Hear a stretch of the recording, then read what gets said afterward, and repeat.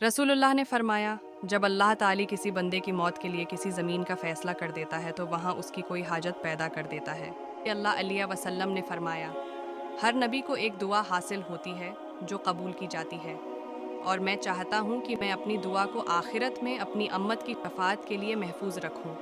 रसूलुल्लाह ने फरमाया, कोई शख्स भी ऐसा न है जिसने अबू बकर से ज़्यादा मुझ पर अपनी जान व माल के ज़रिया एहसान किया हो, और अगर मैं किसी कवानसानों में से जानी दोस्त बनाता तब अबू बकर को बनाता, लेकिन इस्लाम का ताल्लुक अफजल है।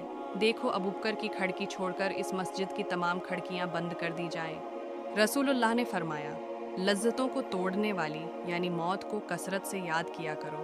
हज़रत अबू हरीरा बयान करते हैं, हुजूर सल्लल्लाहु अलैहि वसल्लम ने फरमाया किया, तुम जानते हो कौन सी चीज़ ज़्यादातर लोगों को जन्नत में दाखिल करेंगे, और फिर फरमाया अल्लाह का तक़व्वी और हस्न खल्क़ किया।